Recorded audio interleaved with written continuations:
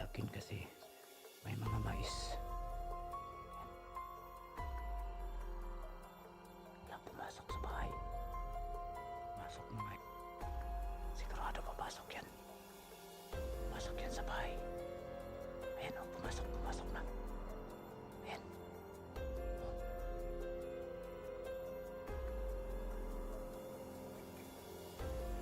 Ayan o.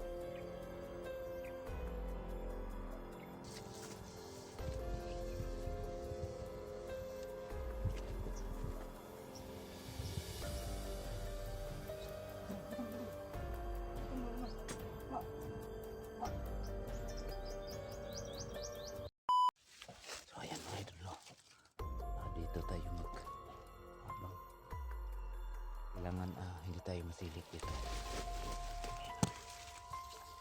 Ayan yung kamote ko mga idol, malalaki na. Abangan ko to hanggang umaga. Dito matatakot. Ubus talaga yan sila, no? Yan yung bahay, malapit lang.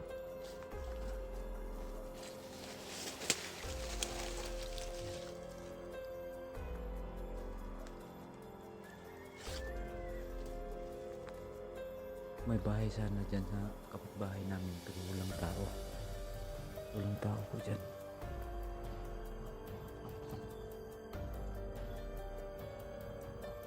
Ayan o.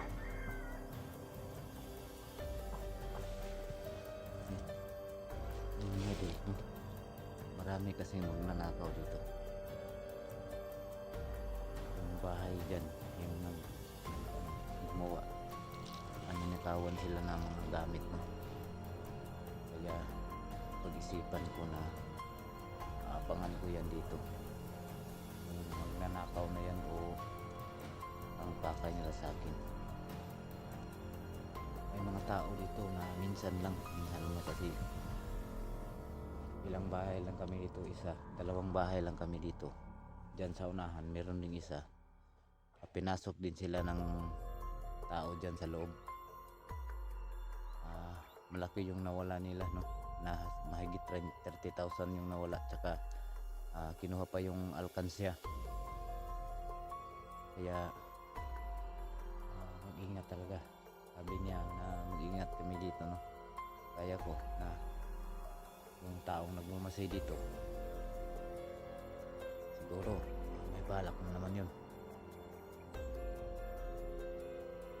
Yung mga kasama nila suy-suy, yun yung mga taong na papasok ng mga bahay, mga ransak.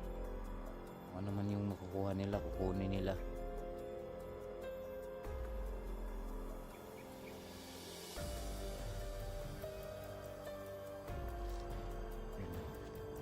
Hintay lang tayo dito. Alam ko na hindi sila basta napapasok dito mga idol.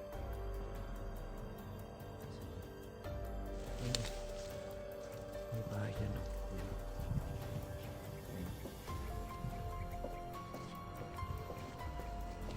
Malapit lang yung bahay pero hindi kami palaging mag-usap. Dito po kami nakatira kasi mga idol na bago pa lang kami dito, hindi namin masyadong kilala sila. Kaya kanya-kanya kaming diskarte dito. Hindi gaya ng iba, yung parang mga squatter na yan, dikit-dikit yung mga bahay, mag-usap-usap lang kayo. Dito hindi, walang katao-tao talaga dito. Ayan yung mga paligid na idol, tingnan nyo, mga mais yan, paligid. So abangan ko to hanggang ilang araw.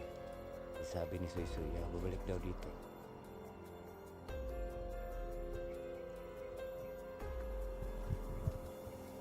Tama yung palagay ko dito. Kaya ako binitawan para mapunto nila yung bahay ko. Wala naman silang makukuha sa akin. Tutusin. Buhay ko yung kapalit. Walang pira, walang kahit ano. Gano sila sa akin.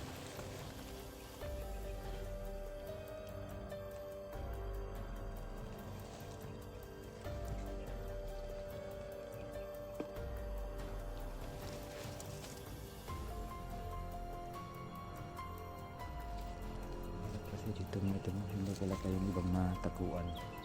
Ay dito tayo. Dito tayo sa ilalim.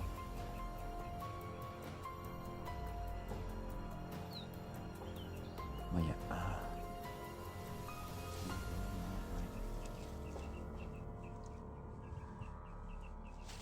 Alam po na babalik yun.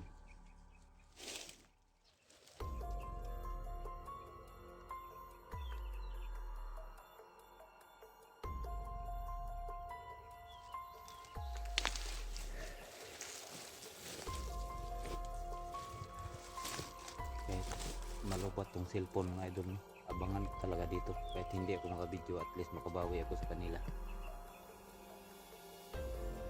Sabi din ng kapitbahay namin dati na hindi daw ako makumpensa dito kasi may mga tao daw na nakapaligid palagi. Saka mga idol, pinuntahan na to ng mga nireport ko na, saka pinuntahan na to ng mga pulis, so wala naman silang kita dito na nakapaligid.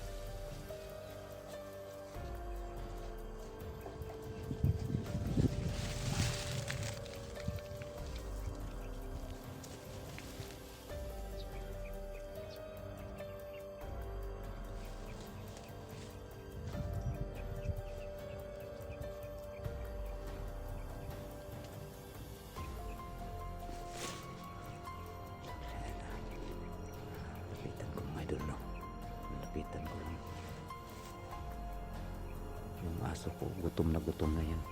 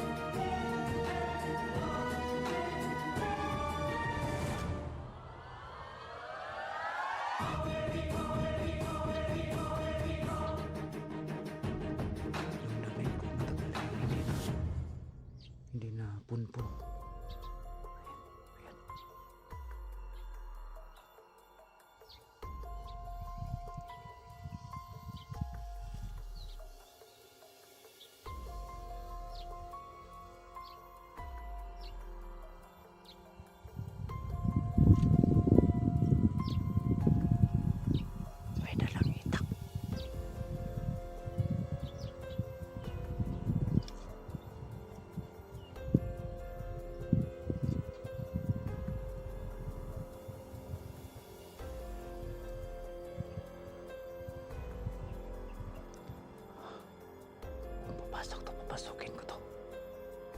Papasok yan. Sigurado papasok yan. Papasok yan sa bahay. Ayan o, pumasok na. Ayan.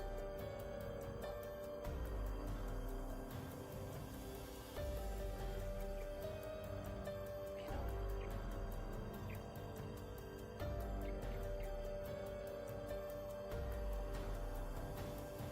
Ayan, pumasok sa bahay. Ayan, pagkakataon ko na to. Ayan, bumalik. Bumalik. Lumabas.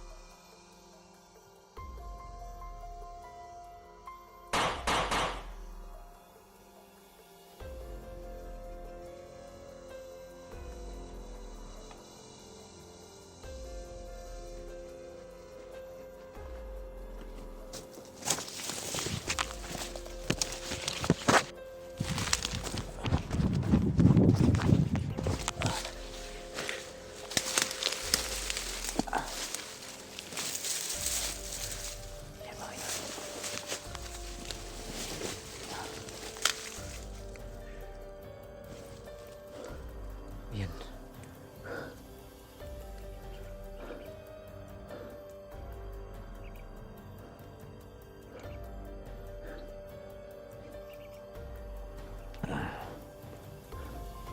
Ayan. Sobrang lakas niya mga idol, no? Lumaban pero nabaril ko. Doon ko sa loob ko binaril pero balikan ko yan maya-maya. Yung kapitbahay namin ay nakarinig sa putok.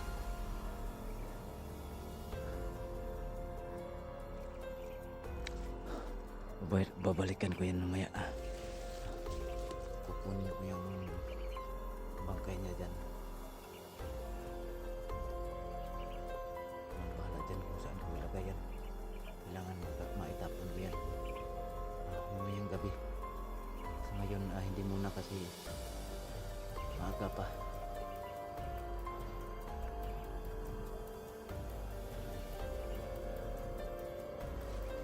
Marami pa yan sila dyan, oh. Marami pa na pa yan.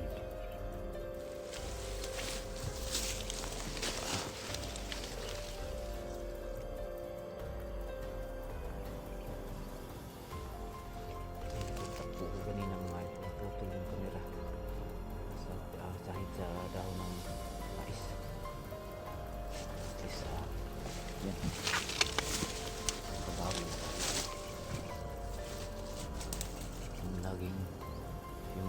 nakaraan na nagmasid anak ko lalaki pamahaba ng buhok.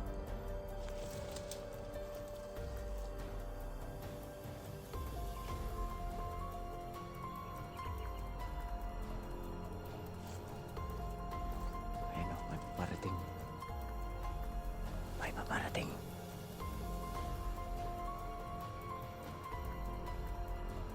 Ayun o.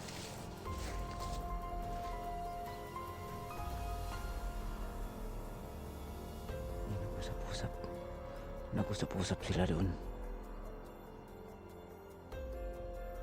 Pero, yan mga idol.